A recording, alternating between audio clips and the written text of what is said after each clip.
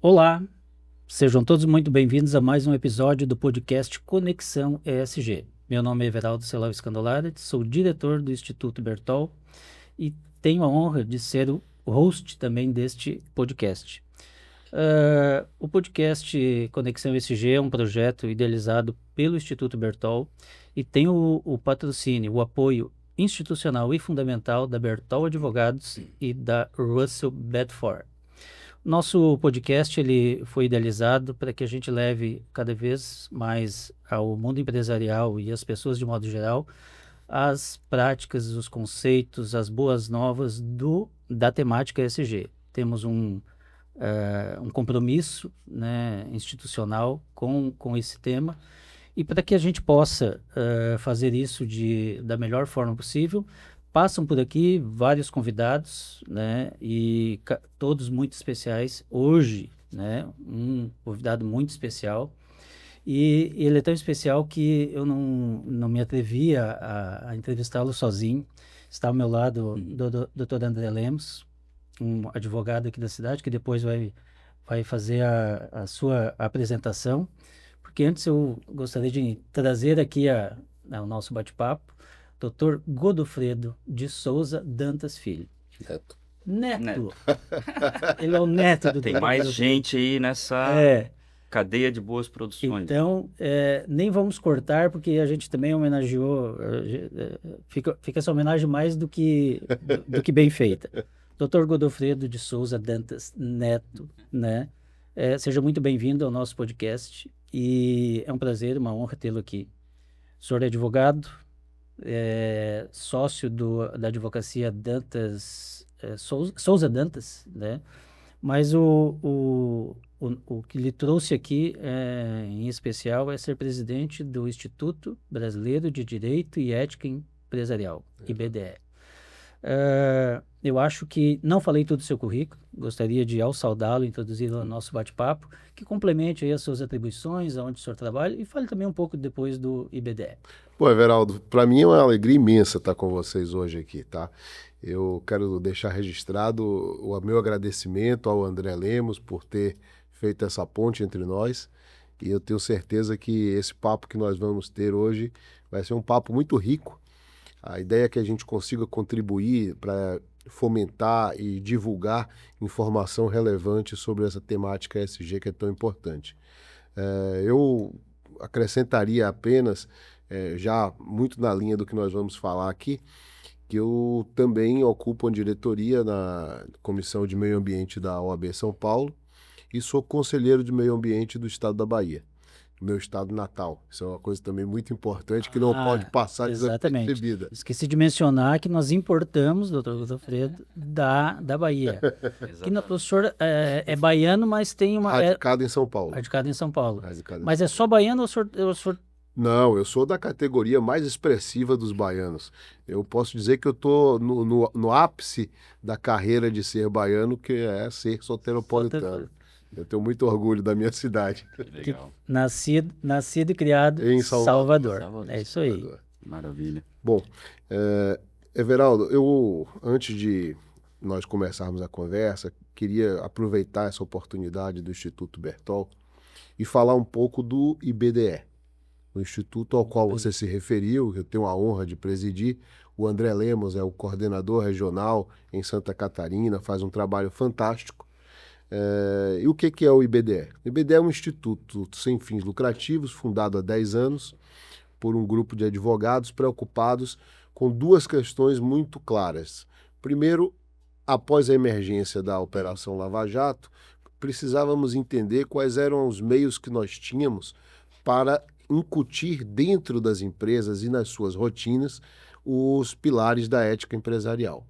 Esse foi um primeiro ponto. O segundo ponto, que nos motivou a empreender a fundação desse instituto, foi compreender e debater com muita propriedade o que era aquele Instituto do Compliance, que naquele tempo não era compreendido ainda na extensão que é hoje.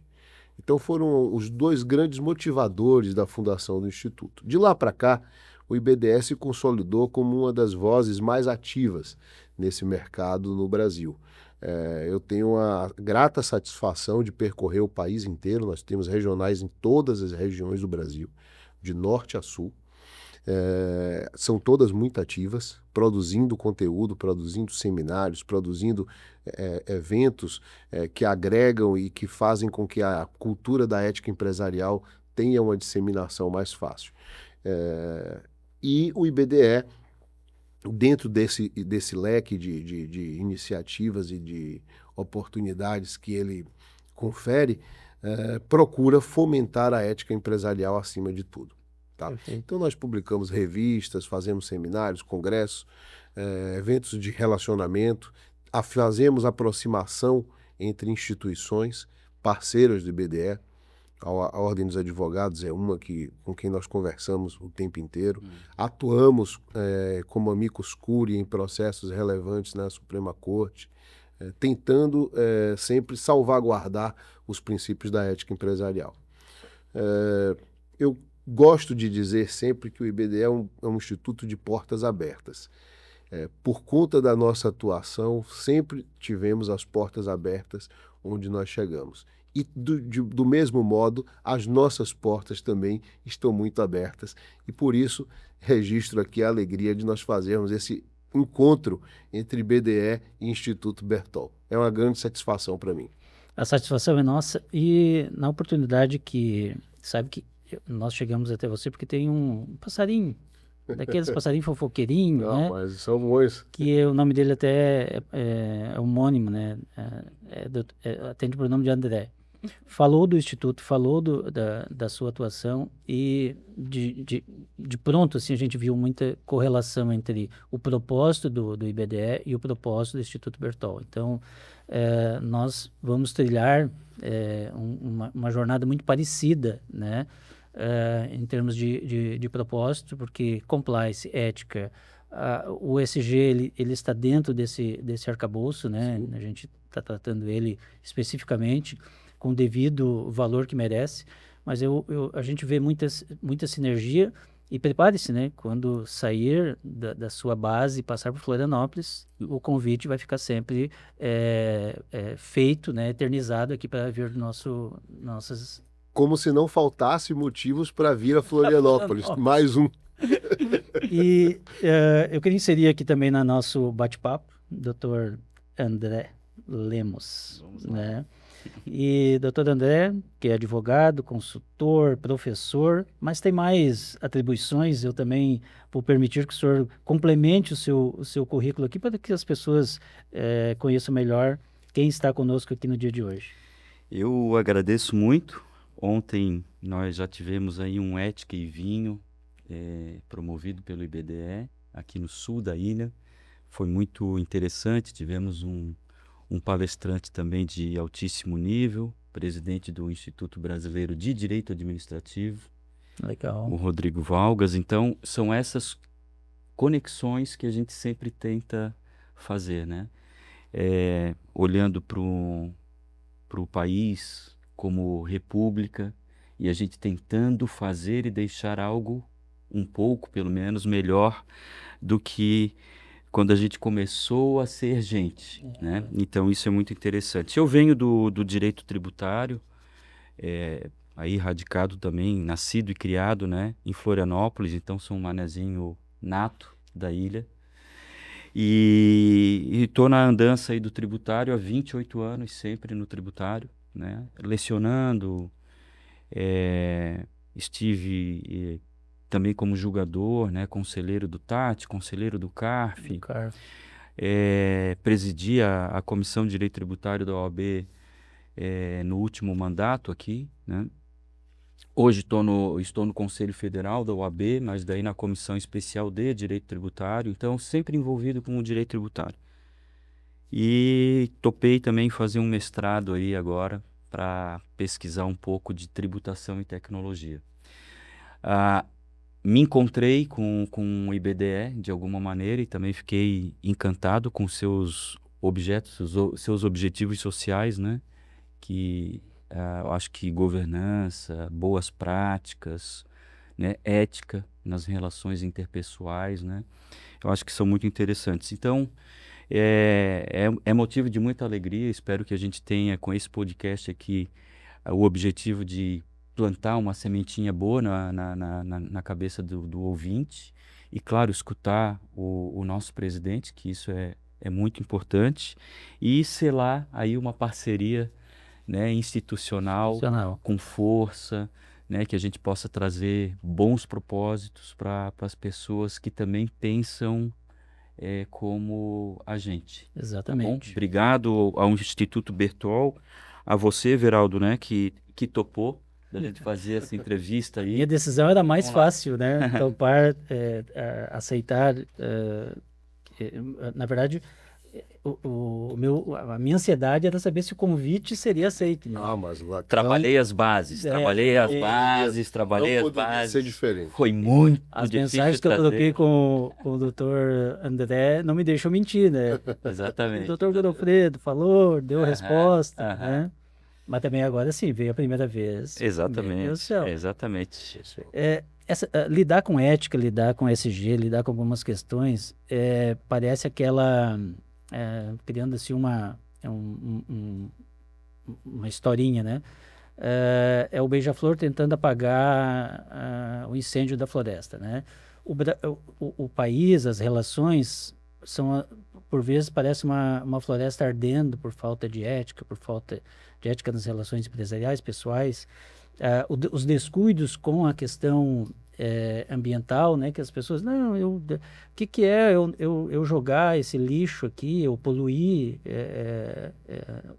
esse manancial, senão não dá nada. Dá, porque o micro vai se somando e um belo dia nós teremos água para beber, não teremos um ar respirável e cada um de nós temos que ser um beija-flor para atuar. A parte que nos cabe ao Dr. Godofredo, ao Dr. André, a mim, ao Instituto Bertol, ao Conexão SG, é ser esse beija-flor para levar um pouquinho de conscientização às pessoas, aos empresários, à sociedade de modo geral.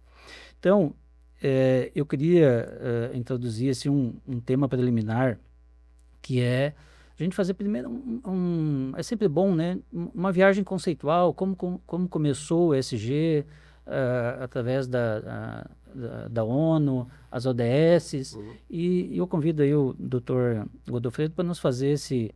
É sempre bom, né? Revisitar conceitos, que o senhor puder... Claro.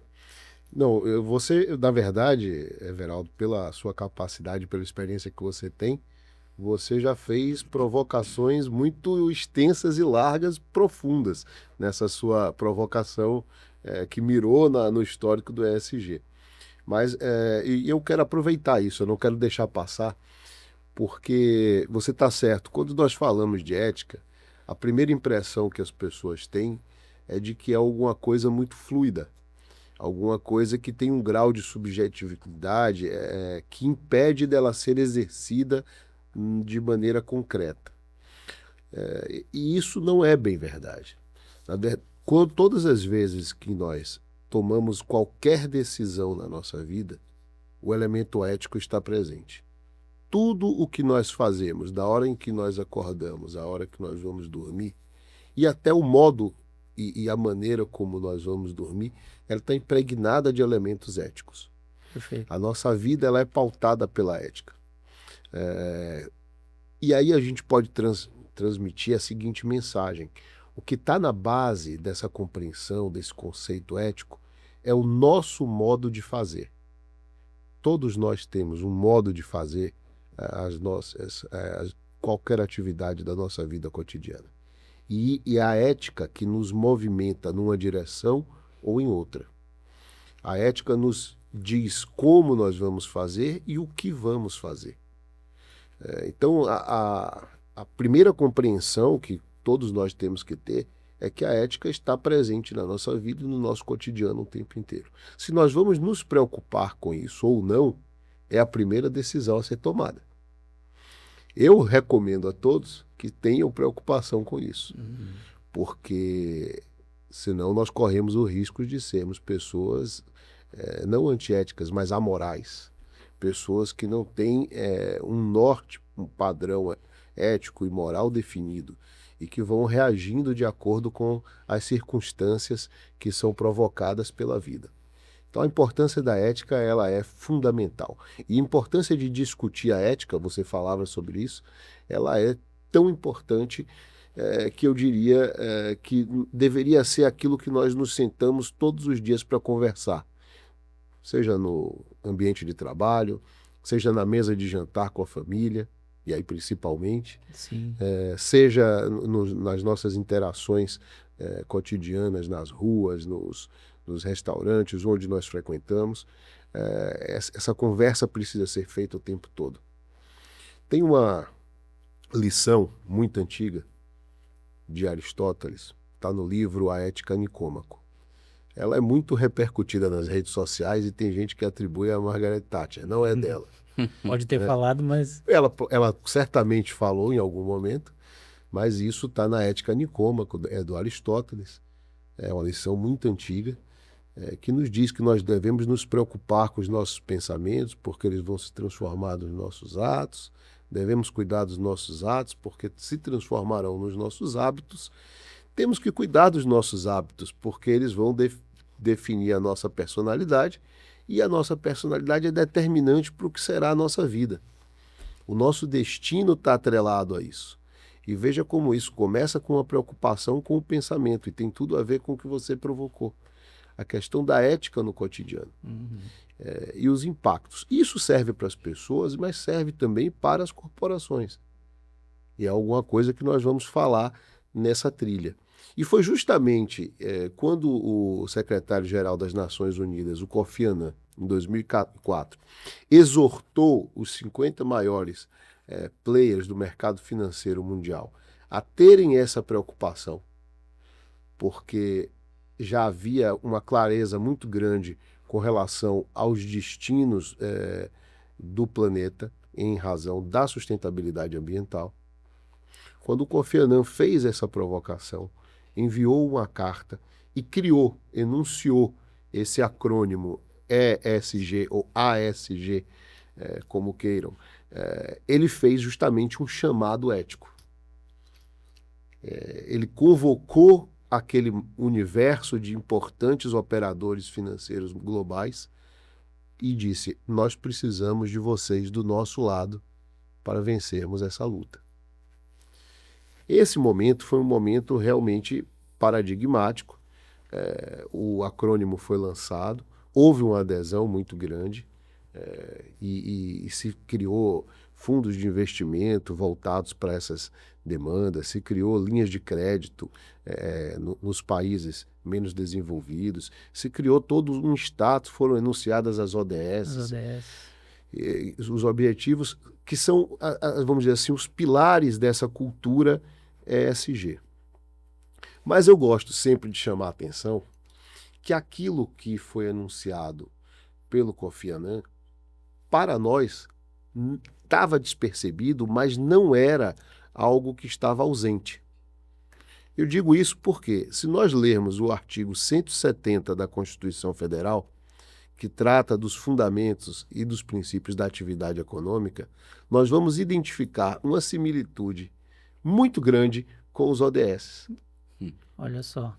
E nós estamos falando da Constituição de 1988, que eu considero, eu digo sempre, Everaldo, é uma Constituição ESG, desde que foi promulgada.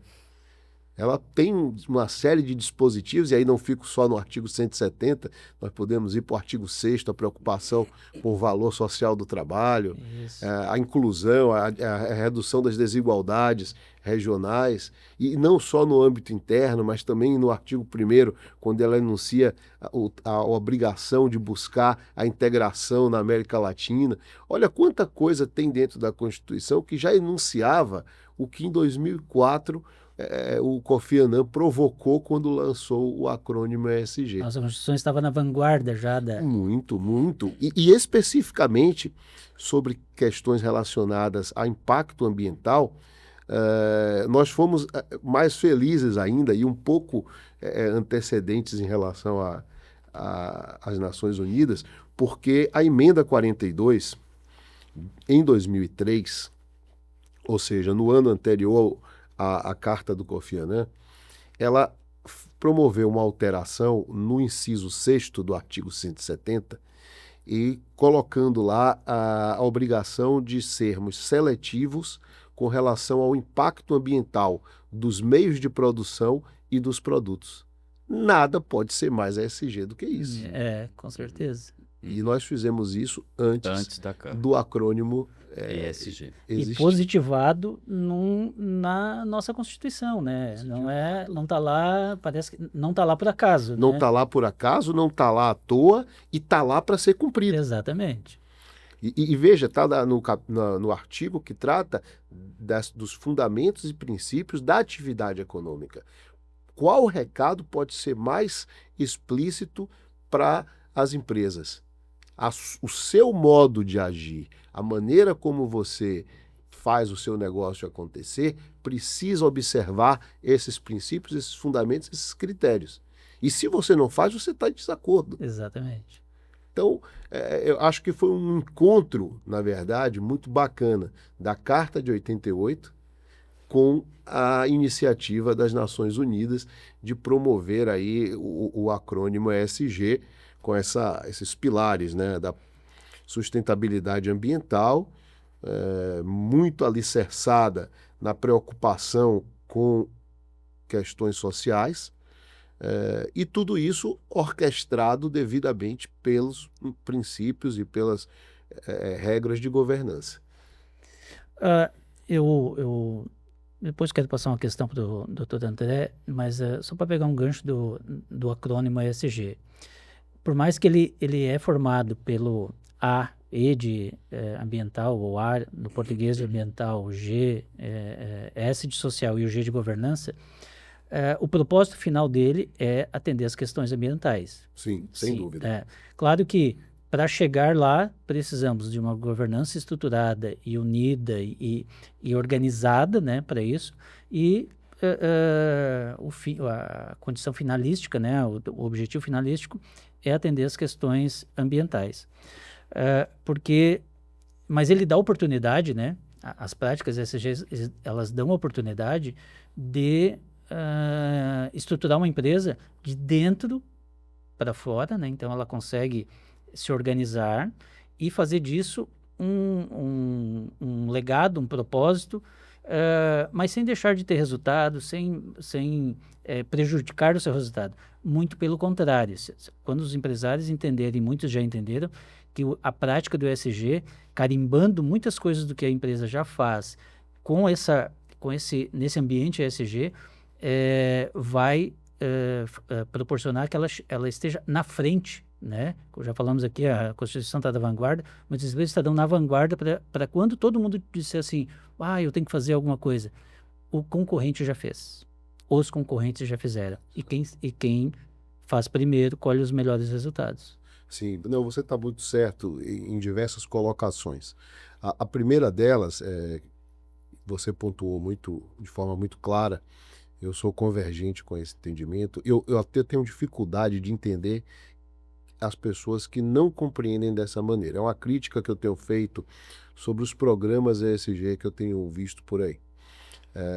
A finalidade do lançamento desse acrônimo, a finalidade dos ODS é a proteção do meio ambiente. Isso não pode ser esquecido e olvidado de maneira nenhuma. Essa é a finalidade. Quais são os meios para se chegar a isso? Primeiro, a compreensão de que se você tem uma deterioração dos atendimentos de demandas sociais, você tem um agravamento consequente em relação a iniciativas de impacto negativo ao meio ambiente, né? Se você tem pessoas que passam fome, essas pessoas não vão aguardar e guardar cuidados ambientais para saciar essa necessidade. Se você tem pessoas que são excluídas da sociedade por questões raciais, questões de gênero, essas pessoas também, para saciar as suas necessidades, não vão se preocupar com a proteção ambiental, com a tal seletividade dos meios de produção Sim. em razão do impacto ambiental.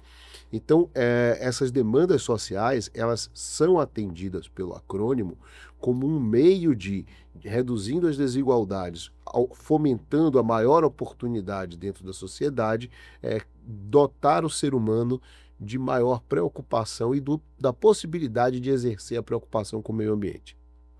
Esse é um ponto importantíssimo. E eu tenho visto muitos programas que focam tanto no social que esquecem que lá na finalidade está o ambiental. E fazem o social pelo social. Uhum.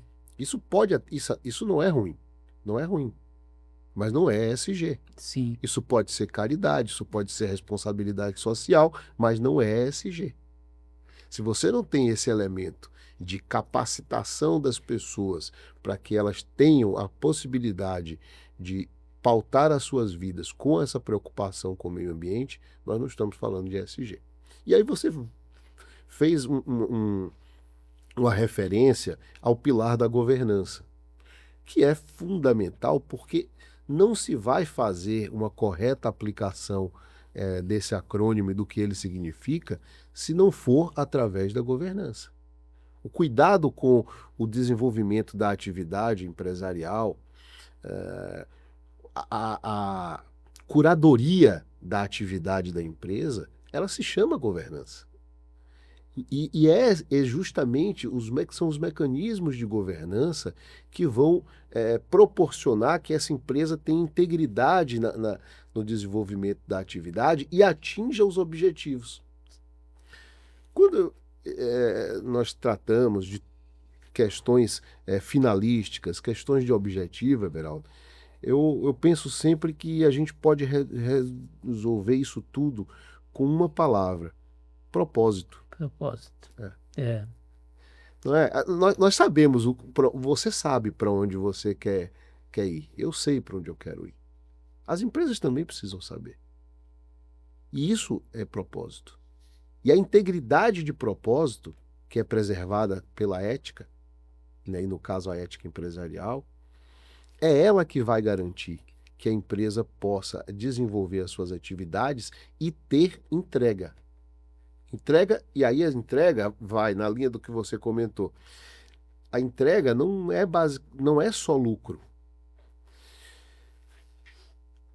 Porque a empresa não é feita, e aí está aqui o doutor André, que além de um eminente tributarista, é um profundo conhecedor de contabilidade, né? Não é só o lucro que faz o valor da empresa, né? O valor da empresa é muito mais do que isso. Nós temos, os balanços contemplam muito mais do que simplesmente a receita e o corte entre receita e despesa, né? E a capacidade de geração de valor para as empresas hoje, ela está muito atrelada aos propósitos e à capacidade das empresas de agirem de acordo com esses propósitos. Exato. E hoje, assim, só um comentário, né? Essa questão é muito além daquela receita que vira um faturamento e que nesse encontro de contas de débitos, créditos ou receitas e despesas que viram um lucro líquido, tem outras coisas ali no meio, né? Os fundos do comércio ou o goodwill, né? Ativos intangíveis, né? Então a empresa é centenária e não teve nenhum arranhão com risco reputacional. Quanto uma empresa vale? Ou eu que tenho uma que está cheio de problema ali, que atacaram até a minha própria indisponibilidade de bens, né? Ou daqui a pouco eu patrocino alguém que tem uma vida altamente ruim, para dar de exemplo. Então, é bem isso que o Dr. Godofredo mencionou, né? Onde que nós estamos? Será que é só aquele número, né? Eu costumo falar muito diferença entre preço e valor, né? Sim. Eu acho que vai mais ou menos aí ao encontro disso. É verdade. E eu se você me permite, Everal, com relação à questão que o doutor André colocou, ela é um desafio, tá, para as empresas, principalmente no Brasil. O grande desafio nosso é convencer o empresário da existência desse valor adicional em relação às boas práticas, a ter uma estruturação de governança que permita a ele alcançar um patamar de reconhecimento do valor que a empresa tem. O Brasil é um mercado bastante interessante, porque a população brasileira já passou dos 250 milhões de pessoas, mas o nosso mercado de consumo ele é de 60 milhões, segundo o IBGE. Então nós temos, ele equivale ao mercado espanhol. O mercado do Brasil, apesar de toda essa dimensão, ele é equivalente ao mercado espanhol. Que é, por exemplo, um país menor do que a minha Bahia. Exatamente. É curioso isso. Então nós somos um país pobre ainda, de pessoas que têm um perfil de consumo por necessidade. E aí, esse é que é o grande dilema. Como produzir com sustentabilidade, porque você vai ter custos adicionais no seu meio de produção, para entregar um produto num mercado que consome por necessidade e não por seletividade. O nosso grande desafio hoje a vencer, eu até penso, Berol, que é esse. Transpor e dotar as empresas de capacidade de produzir com preocupação ESG, com atendimento das demandas e colocar esse produto nesse mercado. Daí, veja que toda dificuldade, ela na verdade esconde ou enuncia uma oportunidade. Porque o mecanismo que existe e os meios para se fazer essa orquestração, que é necessária, são os mecanismos de governança. A empresa precisa ter uma governança muito sólida para que ela não tenha desperdício de energia e de recursos onde não precisa ter e fazer o esforço onde ele é necessário. E ali, reduzindo o seu custo operacional, o custo final do produto, ela poder ser competitiva atendendo a essas demandas no mercado com essa dificuldade. A governança, então, se ela é importante no mundo inteiro, os pilares da governança no Brasil, eles são fundamentais. Fundamentais. Somos um país dotado de, ainda, né, recursos naturais, riquezas naturais em abundância, né? Tudo finito, mas ainda estamos no início do consumo, até pelas razões que o doutor trouxe aqui, né? Somos 250 e consumimos o equivalente a 60 milhões. Então, só que isso também não é justo, né?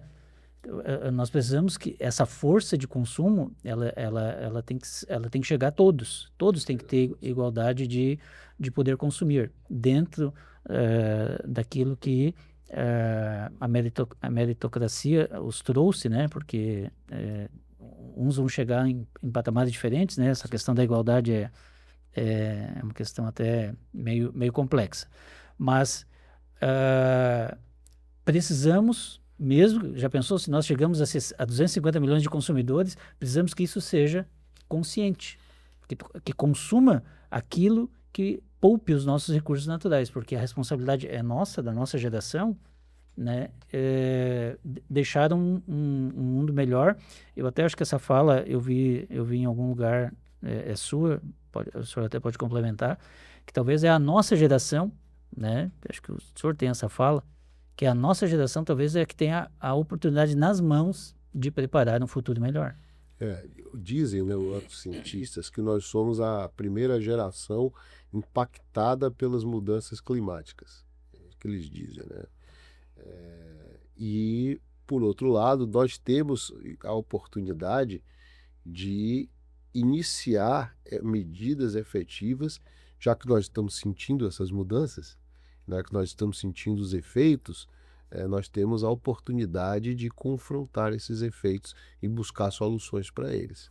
Eu convirjo com você, realmente, a questão da existência de um mercado desafiador como o nosso, que põe em evidência as questões de governança, como eu disse, que tornam as demandas, o atendimento das demandas sociais mais importante, mais emergente, ele nos gera aí uma série de oportunidades. E nós não podemos deixar isso passar.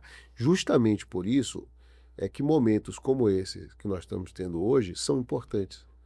Porque se nós não falarmos, não chegaremos a fazer. Exato. Então, o fomento desses princípios e dessa ética empresarial, ela precisa estar presente. Veja que eu estou voltando para o começo da nossa conversa, quando eu dizia da questão da presença cotidiana da ética.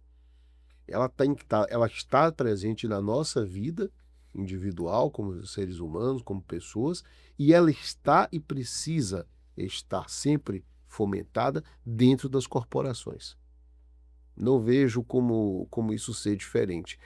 Ela é tão importante para as empresas e para as corporações como é para nós no nosso dia a dia. Muito bem. Doutor André, vamos explorar aí um pouco mais aí o Por Dr. favor. Godofredo. Traga uma questão, por gentileza, uma questão assim, para nós falarmos do ESG nesse ambiente das PMEs, no ambiente de empresarial de modo geral. Então, convido a também falar da sua experiência, mas também fazer uma provocação para o Dr. Godofredo. A questão, eu acho que o Godofredo até mencionou muito a retrospectiva ali histórica, conceitual, surgimento da sigla, né? Ciclo, do acrônimo. Como ela iniciou, como que se desenvolveu, qual é o momento atual. Eu acho que também ele mencionou, confesso que eu fiquei impactado com esse dado de 250 milhões de brasileiros, sendo que apenas 60 são consumidores, né? Então isso é uma provocação para que a gente seja ético também conosco e com a sociedade, para que a gente consiga mudar esse número. Alguma coisa está muito errada aqui, porque se não consegue consumir, às vezes pode estar ali ou marginalizando-se, né? Ou também esperando um Estado assistencialista, né? E que também aí não motiva tanto, às vezes, a população a tentar migrar para um degrauzinho a mais desse, né? E mudar um pouquinho dessa curva. Mas assim, Dr. Godofredo, a minha colocação aqui eu fiquei provocado quando falasses ali de contabilidade e tal. Talvez até por exemplo prático, sabe? Eu não venho da contabilidade, mas eu sou bem curioso a ela, e o tributário ele provoca. Você é o grande conhecedor de contabilidade. Tem uma categoria na contabilidade que são os ativos biológicos.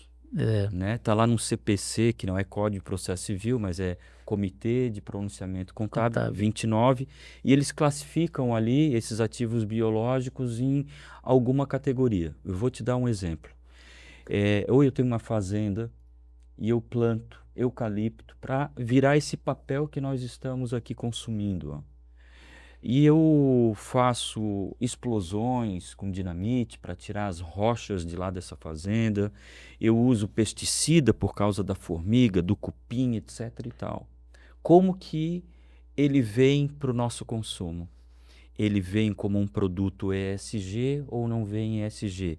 Outro exemplo, e que nós gostamos e que nós bebemos ontem, né? Os vinhos. Né?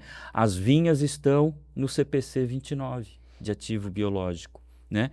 E elas também precisam de serem tratadas para que ela dê uma uva que vire o vinho ou que vire suco, né? Como que o Instituto Brasileiro de Direito e Ética Empresarial, ou até mesmo você, né, vem essa nossa geração consumindo um vinho com um trabalho que pode ter escravo, né? Ou um pesticida que pode nos agredir e agredir o meio ambiente, o solo, né? Indo um pesticida para as vias de rios, mananciais, etc. e tal. Tentar aí com essa minha pergunta, ver o que nós, como sociedade, ou alguém sendo empresário, olhando para isso que parece, às vezes, é uma cortina de fumaça, a gente quer saber de tomar o vinho, a gente quer saber de escrever nesse papel, e se esses dois elementos aí, como que eles poderiam ser melhores e para deixar algo melhor também para a sociedade. Bom, você falou de bastante coisa, André. Sim. Eu entendo, assim, o primeiro ponto é a preocupação com a qualificação do mercado consumidor, né? Nós temos um mercado consumidor qualificado, ele existe no Brasil. Ele não atinge a maior parte da população, mas ele existe. Então, há demanda por produtos que sejam seletivamente considerados de baixo impacto positivo, negativo ambiental. Todo meio de produção ele terá impacto ambiental, todo ele. Nós individualmente produzimos impactos ambientais negativos. Nós não temos individualmente a capacidade de influir muito no meio ambiente, ainda que as nossas atitudes individuais sejam negativas. Mas as atitudes negativas de uma população, elas sim têm um impacto que deve ser considerado. Então, a primeira coisa é que a gente precisa fomentar, fazer o que nós estamos falando, chamar a atenção para a existência de impacto negativo nas nossas atividades cotidianas. E aí é a coisa do beija-flor que o Everaldo falava no começo, para que todos nós, somados, consigamos mitigar ou, de alguma maneira, se não for possível mitigar, compensarmos esses impactos negativos que a nossa atividade, o nosso modo de viver acaba gerando. Então, a preocupação individual ela é fundamental, a disseminação dessa preocupação e dessa cultura eu vejo como capaz de transformar um pouco esse ambiente, tá? Ok. Como eu dizia, a nossa estrutura normativa ela já é muito pronta para isso. Está lá no inciso 6º do artigo 70, existem normas de controle, normas de fiscalização, normas punitivas que são muito bem aplicadas no nosso sistema. Agora, fazer um mercado mais consciente demanda colocar nesse mercado produtos com essa preocupação por valores mais baixos. Tá? Esse é o grande desafio, eu volto ao que me referi há pouco. O grande desafio é de ordem econômica. Existe um adicional, aí puxando um pouco aqui da provocação que o Everaldo promoveu com relação às pequenas e médias empresas, que elas se sentem menos capazes de aderir a esse movimento. Mas isso, Everaldo, não é verdade. Elas não são menos capazes. É a mesma coisa do que eu dizia. Quem consome menos impacta menos ao meio ambiente. Quem produz em menor escala, no caso as pequenas e médias, elas também impactam menos, mas não deixam de impactar. Então elas podem ter, nessa diminuição do impacto que ela causa, uma oportunidade de mercado. Por exemplo, isso é muito comum hoje na Europa. Em algumas cidades brasileiras, principalmente nas maiores também, a preferência do consumidor por pequenos supermercados, por unidades ali de venda que são menores. E isso faz parte dessa conscientização, de que o menor causa menos impacto. E aí isso é oportunidade de mercado. Estar presente mais próximo do consumidor, para que ele não precise se deslocar de carro, de transporte público. Existem muitos mecanismos que as pequenas e médias empresas elas podem utilizar. A substituição das sacolas plásticas por sacolas biodegradáveis. Então, elas precisam entender que estão inseridas nisso e que, assim, do meu ponto de vista, pelo menos, o grande atrativo é que a atividade dela causa menos impacto. Só que eles têm que mostrar isso, eles têm que falar disso, eles têm que deixar isso muito explícito para esse mercado de consumo que se volta para a seletividade. Nós temos 2 modos de lidar com os impactos ambientais negativos: a mitigação e a compensação daquilo que não pode ser mitigado. Para as micro e pequenas empresas, a mitigação, ela inclusive não é tão onerosa quanto para as grandes, porque como a atividade dela é menor, ela consegue fazer pequenas mudanças que tem ali no resultado final dela um ganho expressivo.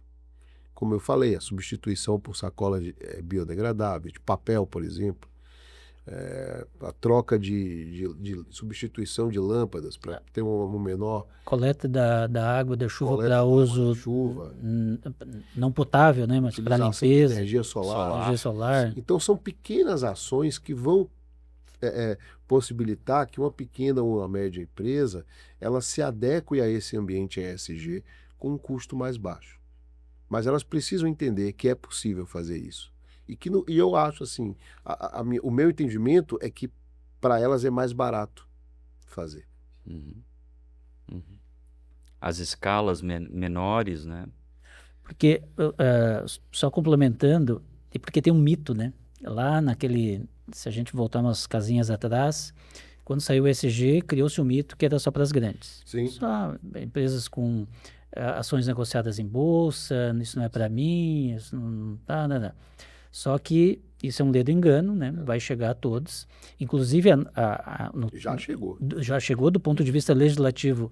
O Brasil está preparado, temos a legislação ambiental dita a mais moderna e a mais rígida do mundo, né? Então, eu até vou sair daqui com uma informação preciosa, né? A nossa Constituição, ela há 30 anos, mais de 30 anos, ela já prevê questões modernas do ponto de vista ambiental que a gente encaixa direitinho no ESG. Isso para mim, hoje eu saio daqui com essa informação muito relevante. E as pequenas empresas, que é o nosso público aqui, assim como as grandes, elas têm essa oportunidade de ganhar visibilidade, de se diferenciar e voltando àquela questão que o senhor falou, não onerar tanto ou quase nada, ou até ter resultado em relação a essas práticas. Eu diria que é mais fácil ter resultado hoje. Sim, sem dúvida. E ter acesso... Olha só, para uma pequena e média empresa, o impacto é muito significativo, porque primeiro ela se torna mais atrativa para alcançar linhas de financiamento mais baratas. Isso. O BNDES tem linhas nessa estrutura e a maioria dos bancos de fomento tem, se não todos, linhas de crédito mais baratas. Ela tem a oportunidade de acessar mercado mais qualificado, porque o mercado dos produtos de baixo impacto ambiental, ele é mais qualificado e tem um valor final de produto mais elevado. Então, isso é muito importante. Isso é muito importante. Extremamente importante para uma pequena e média empresa. E é uma oportunidade que ela tem de acessar esse nicho, que fazendo um movimento, vamos dizer assim, menor. Porque para uma grande empresa acessar esse nicho, ela tem que fazer uma reestruturação e um movimento muito grande. Mas para os pequenos, não. Exatamente. São adequações poucas que vão colocar aquele produto e aquela empresa dentro de um nicho qualificado como esse. Eu queria até fazer a pergunta para o doutor André, mas faço em extensão ao doutor Godofredo. O Brasil também está modernizando uma legislação no quesito compensação vinculada aos créditos de carbono, a comercialização, vamos chamar assim, dos créditos de carbono. Em que pé está, do ponto de vista do ordenamento jurídico posto, isso no país hoje? Estamos avançando, já estamos no nível bom, mas em direção ao ótimo? O que temos aí de novidades? Olha só, a minha percepção é que esse mercado específico de créditos de carbono, ele deu uma recrudescida, não só no Brasil. Isso foi um movimento global, principalmente pela postura atual dos Estados Unidos. Os Estados Unidos, quando se retiraram do Acordo de Paris, eles provocaram um esvaziamento de recursos financeiros dentro dessa orquestração ambiental. E isso teve um impacto direto na questão do mercado de carbono, que perdeu preço. Era um mercado que ele vinha em ascensão, ele se projetava muito favorável. O Brasil começava a discutir a regulamentação, mas já existia um mercado não regulado funcionando muito bem. E de alguma maneira essa pauta, pelo menos assim, nos próximos meses ou até o fim do mandato atual do governo federal, eu não percebo que ela vai avançar. Eu acho que ela vai ficar adormecida. É bem possível que ela retorne, mas também, por um outro lado, Everaldo, se o mercado de carbono, ele de alguma maneira está sofrendo esse recrudescimento, outras oportunidades apareceram. Outras oportunidades apareceram. Veja que isso que ocorreu com o mercado de carbono, ocorreu agora recentemente também com o mercado envolvendo a transição energética. Ele também recrudesceu. É verdade. Ele também recrudesceu e a gente está vendo uma expansão que eu, pelo menos, não imaginava que isso fosse acontecer no Brasil, inclusive com apoio do próprio governo. O mercado de energia fotovoltaica e eólica sofrendo duramente e havendo uma expansão das termoelétricas e da energia produzida através de usina nuclear. Eu não imaginava perceber isso na minha vida daqui para frente, mas estamos vendo. Então são movimentos que eu compreendo como cíclicos. Tá? Então eu tenho o entendimento de que daqui a algum tempo nós vamos voltar a discutir transição energética, como vínhamos discutindo até pouco tempo, e vamos discutir também as questões ligadas a esse mercado de carbono, porque elas precisam ser debatidas, elas são importantes, a gente precisa, se eu vou usar uma palavra do nosso cotidiano, oxigenar mais esse planeta. Exatamente. E isso vai voltar para a pauta, mas não percebo que vai ser num curto período. Lamentável. Isso, diga-se de passagem, lamentável. Mas não afeta para mim as questões ESG, porque nós temos muitos meios de alcançar a proteção do meio ambiente, muitos outros meios. E como nós estamos ainda num estado que eu posso dizer embrionário dessas iniciativas, elas não se resumem à questão de mercado de carbono e transição energética. Há muita coisa que as empresas podem fazer. As pequenas e médias, vejam quanta coisa nós pensamos aqui e rapidamente vão surgindo ideias. Eles ainda têm muita substituição no meio de produção que pode ser empregada para alcançar metas ESG. E alcançar metas ESG com influência no resultado, influência positiva no seu resultado. Com influência positiva no seu resultado por acesso a mercado mais qualificado, por acesso a linha de financiamento mais barata. Isso tem muita importância e é concreto. Derrubando o mito de que vou gastar mais para eu ingressar na pauta ESG. Não, muito pelo contrário. Pode ser que, eventualmente, um investimento inicial se faz necessário para dar aquele impulso, mas depois é igual o painel solar, né, para pegar um exemplo. Sim. O investimento que é feito no início se paga ao longo dos anos. Paga ao longo dos anos. A prática ESG não é muito diferente disso. Então, eu conclamo, assim, contaminado pelo entusiasmo natural que a gente já tem, mas convivendo com as pessoas que tem esse mesmo pensamento, eu conclamo assim, pratiquem o ESG, é fundamental. No dia a dia, o ESG do condomínio que eu moro, assim, pegando um exemplo muito, muito simbólico, reciclar o lixo é uma prática, né, ESG. Ah, mas é um condomínio. Sim, esse condomínio, outro condomínio, a outra casa. É o trabalho formiguinha que vai se somar. Você sabe que você falou de trabalho Cultura, né? formiguinha? Cultural. Você tá falando, e nós tratamos aqui desse universo de 55. pequenas e médias empresas. A questão ESG hoje, ela está muito colocada em relação à economia circular, à preservação da integridade da cadeia de fornecimento e o enfrentamento do desafio da obsolência programada. Eu queria falar desses 3 pontos, porque considero eles como oportunidades para as pequenas e médias. Veja bem, quando a gente trata de economia circular, significa o seguinte, que aquele produto ele não vai ser descartado sem cuidado. Ao contrário, ele vai continuar dentro de uma cadeia econômica, voltando a ser utilizado e empregado da mesma maneira ou de maneira diversa. O maior exemplo, o exemplo mais fácil de se entender o que é economia circular, são os brechós de roupa. É O brechó perfeito. de roupa é perfeito. Não é? Alguém comprou uma roupa, utilizou, e aquela roupa foi vendida, ou seja, já tem aí um segundo comércio acontecendo.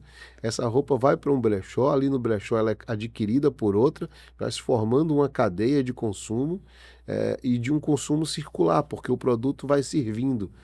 E ele é um exemplo tão bom porque ele tanto nos ensina que a pessoa pode comprar a roupa, por exemplo, um terno, e fazer o mesmo uso do terno, ou ele pode comprar uma calça, cortar e transformar numa bermuda. Customizar. Então, esse movimento da economia circular, ele não só é importante, porque ele reduz o impacto ambiental negativo pela produção de novos bens, como ele gera oportunidade de negócios. Tem gente que faz isso com pneu de bicicleta. A borracharia, uma pequena borracharia ou uma grande borracharia, uma empresa de ônibus, para falar de uma empresa média, uma empresa de ônibus pode dar uma destinação aos pneus que seriam descartados e às vezes até incinerados, que seja diferente dessa. Né? Vende para uma usina de asfalto. Tem. E isso existe. Sim, existe. São exemplos concretos. Garrafas de vidro, Garrafas PET, de vidro, que é um garrafas PET. problemaço, né?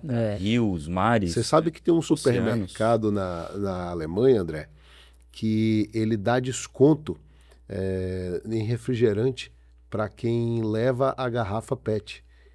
Eu vi A isso. externalidade positiva, muitas vezes a gente chama isso, né? Tu colocar lá um atrativo, né? Igual aqueles desenhos animados antigos, já revelando a minha idade, um canicinho com uma cenoura na ponta e o cavalo lá correndo sem parar, né? Para pegar a cenoura. Então, mais ou menos isso. Então, esses movimentos de economia circular, eles são uma grande oportunidade para pequenas e médias. Tem muita coisa que ainda pode ser feita para gerar valor para essas empresas, e aí não só valor, mas gerar também negócios. Esse é um ponto. O outro ponto ao qual me referia era a questão das cadeias de logística reversa. Isso também é negócio. Né? Você comentava um pouco antes de nós entrarmos no ar sobre as empresas que trabalham com resíduos sólidos. Tem hoje uma economia muito pujante em relação às questões de resíduo. E essa é uma oportunidade também acessível para pequenas e médias empresas. Se integrarem nas cadeias de logística reversa. Esse mercado é incipiente. Tem muita oportunidade na cadeia de logística reversa para novos negócios. Ó, dica. E, por último, fazer aqui uma reflexão o último desses 3 pontos, que é o desafio da obsolência programada. A obsolência programada é um grande desafio de ordem econômica, porque as pessoas se preocupam com a manutenção da produção incessante para gerar empregos, gerar divisa, gerar riqueza. Então a gente precisa produzir muito. Para a gente produzir muito, aquilo que já foi produzido precisa deixar de ser necessário, tem que ser descartado. Aí entra a questão da economia circular, da logística reversa e o desafio de adequar isso daí com a obsolescência programada, né? Nós sabemos, os produtos hoje duram muito menos, né? A geladeira você é vovó. mais velho do que eu, Isso, da isso. sua avó, ela durava. Se você teve cuidado, você está usando ela até hoje. Sim. Mas a geladeira que você compra hoje não tem essa mesma duração. E esse desafio de ordem econômica que a gente só consegue vencer ele se nós aquecermos o mercado de logística reversa e de economia circular, para que a gente consiga gerar emprego, gerar receita, gerar dinheiro e divisas por um modo de consumo circular e preocupado com a reversão dos produtos. Muito interessante. Aí nós diminuímos a necessidade da obsolescência programada. Isso aqui é igual a gente tem que começar. Tem né? que começar. Sair do ponto de inércia e iniciar pelo menos falando desses 3 aspectos que o senhor trouxe aqui. E de novo, não custa dizer, tornar isso o cotidiano das pessoas, a gente falar dessa importância. Colocar isso embaixo do tapete, esconder isso, trancar numa gaveta lá, não vai resultar em nada. Vai resultar um dia a gente não ter os recursos naturais à disposição que nós temos hoje. Talvez, se a gente continuar nesse passo, nem nós vamos ter alguns dos recursos naturais disponíveis, quiçá as gerações futuras, né? É nossa responsabilidade deixar esse mundo melhor para quem vai nos suceder. Né? Isso é ético. Com né? certeza, totalmente. Isso é ético. Isso é um conceito ético. Gente, a conversa está muito boa. Então nós precisamos fazer outros episódios, né, com a sua passagem. À disposição de vocês. E aí ele vai fazer a árdua tarefa de vir para Florianópolis. Ele vem muito contrariado, isso aí. Imagino como vem contrariado para Florianópolis. Doutor André, começo com o senhor, com o doutor, com o amigo. As considerações finais. As minhas considerações finais é de agradecimento ao Instituto Bertol pela oportunidade de eu estar aqui, ter conseguido também convencer com muita dificuldade ao Godofredo ter vindo aqui, mas eu já queria de muito tempo, fora essa brincadeira, né, tentar de alguma maneira que os 2 institutos se encontrassem. Tá? Ele foi muito bacana. Cupido, eu sou o Cupido. E nada melhor do que um encontro assim, a gente ainda deixando um legado, deixando uma mensagem, né? Produzindo um conteúdo para que as pessoas conheçam os 2 institutos. Exatamente. E, claro, a figura de liderança do nosso presidente, que eu acho que é muito importante isso também.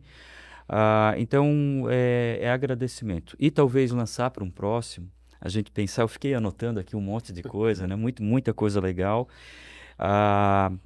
Talvez uma resposta dos 2 institutos a cutucar as pequenas e médias empresas num checklist para ESG. Ótimo. Tá? Ótimo. A Grande Florianópolis aqui, só numa associação empresarial de pequenas e médias, ali já deve ter hoje mais de 4.000, essas que são associadas à Grande Florianópolis. Será que elas estão praticando ESG?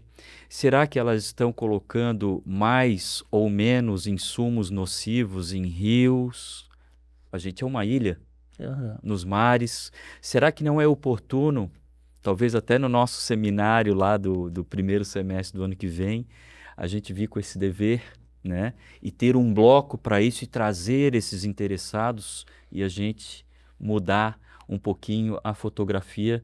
Não vamos ficar mais bonito do que Salvador, porque ele diz que Salvador é a cidade mais bonita, mas a gente, se ficar atrás ali, segundo lugar, ainda praticando ESG, aí vai ficar bacana e ideal demais. Então, muito obrigado a vocês de coração e sempre que precisar, aos dois institutos aí, cupido ou não, a gente vai estar na trincheira. E desde já também quero lhe convidar para vir aqui sempre, neste lado da apresentação, como naquele lado ali, ó. Tá Aquele bom? lado ali, aqui, Estamos tentando jogar aí aquele lado ali, às 11. Ele tem muito. O doutor André tem muito para contribuir, né? E doutor Godofredo, as suas considerações finais, sem antes dizer que muito, muito obrigado pela sua presença aqui. Eu fiquei muito feliz, Everaldo. Bom, não tem esforço nenhum voltar, seja a Florianópolis, seja aqui ao Bertol, bater um papo com vocês, foi muito bacana. Eu fiquei muito feliz. O que eu tenho me proposto é justamente fomentar a ética através do diálogo, através da conversa boa e franca, como nós fizemos aqui hoje. Uma conversa com conteúdo que eu espero que aqueles que vão acompanhar e assistir possam extrair dela novas ideias. Porque é justamente disso que o mundo precisa. Nós estamos enfrentando uma situação que para nós, enquanto humanidade, ela é nova. Uhum. E nós não vamos vencer essas dificuldades com ideias velhas. Então nós precisamos de gente pensando e tendo novas ideias. Ouvindo nós falarmos sobre cadeia reversa, sobre economia circular e imaginando um novo negócio, imaginando como pode alterar o que faz hoje e se inserir nesse novo mercado. É um mercado promissor, um mercado grande, um mercado que está aberto para o pequeno e médio. Eles precisam assimilar essa cultura, tá? E fazer o que fizemos hoje, falar sobre isso, fazer provocações é muito importante. Eu estou sempre à disposição do Bertol, o IBDE também. Ratifico a minha alegria de estar aqui com vocês. Legal. E o meu agradecimento mais uma vez ao André por ter me proporcionado. Imagina, é satisfação. O André é o culpado. O bom culpado. Bom culpado. Também ratifico a honra, né, e o privilégio de ter estado com o senhor aqui no nosso bate-papo. Os insights foram muito valiosos. Me ocorre agora, doutor André, doutor Godofredo, a gente tem que colocar aqui também empresários, né, que já praticam o ESG, que já são cases de sucesso, porque o exemplo contagia, né? Então, se alguém faz, outros podem fazer, né, e podem contar a sua história aqui. Então, também teremos outros episódios com isso. E com tristeza, então, depois de tudo isso, vamos ter que encerrar o nosso... Não, vamos deixar o gostinho de quero mais. Exatamente, isso é maravilhoso. Exatamente. Então, encerramos o nosso podcast. Novamente, obrigado, Estamos juntos, doutor André. Mais uma vez, muitíssimo obrigado, doutor Godofredo. Nós temos esse propósito de levar a temática adiante, né? A gente se somos um beija-flor, né, tentando apagar um incêndio, queremos fazer isso bem feito, a gente queremos fazer o nosso papel. Convido a todos que gostaram desse nosso bate-papo para curtirem o nosso podcast, se inscrevam no nosso canal, sigam nas nossas redes sociais, o Instagram, o LinkedIn, o Facebook. Estamos lá, temos matérias, temos as gravações do podcast e outros materiais que a gente usa para divulgar os nossos trabalhos, as nossas também consultorias, né? Porque precisamos, né? Nós praticamos Então tem que falar e tem que fazer. E tem que fazer, né? Então a gente também faz. Agradeço e nos encontramos brevemente em um outro episódio. Tchau, tchau, bye, bye. Valeu, tchau, tchau.